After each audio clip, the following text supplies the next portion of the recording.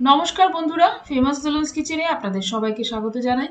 সামনেই জন্মাষ্টমী আসছে, তাই জন্মাষ্টমীতে তালের বড়া কিভাবে তৈরি করবেন এবং তালের রস বের করাটা খুব ঝামেলা মনে হয়, তবে আমার এই রেসিপিটা দেখলে মনে হবে না আর ঝামেলা, খুব চটজলদি আপনারা তৈরি করতে পারবেন। আর হ্যাঁ, আজকে কিন্তু আমি ময়দা বা সুজি দিয়ে দেখাচ্ছি না, আজকে কিন্তু আটা চালের গুঁড়ি দিয়ে দেখাবো। আর আপনারা যদি মনে করেন যে আপনারা আটা দিয়ে সুজি দিয়ে করবেন, সেটাও করতে পারেন। পরিমাণটা শুধু সমান সমান ঠিকঠাক দেবেন। আসুন আজকের রেসিপিটা শুরু করি। আর আজকের রেসিপিটা ভালো লাগলে আপনাদের আত্মীয় বন্ধু বান্ধবদের কাছে শেয়ার করে দেবেন। এখানে দেখুন, আমি আগে থেকে এই তালটা ভালো করে ছাড়িয়ে পরিষ্কার করে ধুয়ে রেখেছি। এখন দেখুন আমি এইভাবে বের করে নিচ্ছি আটিগুলোকে একটু নরম করে নেব। প্রথমে যেমন আমরা নর্মাল অল্প জল দিয়ে একটু নরম করি, ঠিক সেইভাবে একটু নরম করে নিলাম। নরম হয়ে গেছে। এবার দেখুন আমি এই যে আটির থেকে যে ঝুঁটিগুলো বা এর যে মাড়িগুলো রয়েছে, সেগুলো আমি দেখুন কাঁচি দিয়ে কেটে নেব। এভাবে কাঁচি দিয়ে কেটে নিয়ে বাটিতে রেখে দেব। আপনারা হয়তো ভাবছেন যে কাঁচি দিয়ে কেটে কিভাবে তালের রস বের করবেন, তাই আপনাদেরকে বলছি স্কিপ না করে সম্পূর্ণ ভিডিওটা স্টেপ বাই স্টেপ দেখে করবেন, দেখবেন আপনাদেরই সুবিধে হবে। এবার দেখুন আমি এক এক করে সমস্ত কিছু এইভাবে কেটে নিয়েছি। কাটা হয়ে গেছে। এখন সামান্য অল্প করে জল দিচ্ছি, বেশি নয়, সামান্য করে জল দিয়ে ভালো করে নরম করে নিচ্ছি। ভালো করে নরম করে নিলাম। আর আমার চ্যানেলে কিন্তু ঝুড়িতেও কিভাবে আপনারা তাল মারবেন, মানে তালের রস বের করবেন, সেটা রেসিপিও দেওয়া আছে। আপনারা চাইলে কিন্তু দেখে নিতে পারেন, আমি ডেসক্রিপশন বক্সে সেই লিঙ্কটা দিয়ে দেব। আর সেটা কিন্তু আমি সুজি ময়দা দিয়েও করে দেখিয়েছি। আপনাদের যেটা মনে হবে সুবিধে সেটাই আপনারা করবেন। এদিকে দেখুন আমার কিন্তু তালটা ভালো করে নরম করা হয়ে গেছে। এখন আর একটা বাটির মধ্যে দেখুন একটা পাতলা পরিষ্কার সুতির কাপড় নিয়েছি। পরিষ্কার সুতির কাপড় নেবেন, বা ধুতি থাকলে ধুতি নেবেন পরিষ্কার। এখন কিন্তু তালটা আমি দেখুন এই সুতির কাপড়ের মধ্যে নিয়ে নিলাম। এইভাবে আমি এর রসটা বা পাল্পটা বের করব। যেভাবে আমরা ছানা ছেঁকে নিই ঠিক সেইভাবে।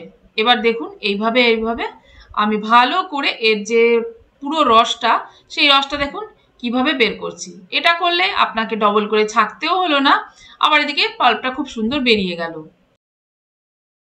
তালের রস একবারে বের করে নেওয়ার পর ভালো করে কড়াইতে কিন্তু ফুটিয়ে নিয়ে, এবার যে কোনো একটা এয়ারটাইট কন্টেনার অথবা কাচের বয়াম যদি থাকে তাহলে খুবই ভালো হয়, তাতে আপনারা কিন্তু ফ্রিজে স্টোর করে রেখে দিতে পারেন।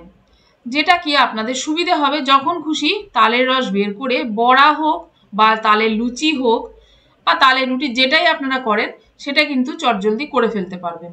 তাহলে আর ঝামেলা মনে হবে না যে তাল এনে এটার তালের রস বের করতে হবে, তারপর তালের কোনো জিনিস বার করার জন্য। এই দেখুন আমি একটা কাচের বয়াম বা কাচের জার রেডি করে রেখেছি, ভালো করে গরম জলে ধুয়ে পরিষ্কার করে শুকিয়ে রেখেছি।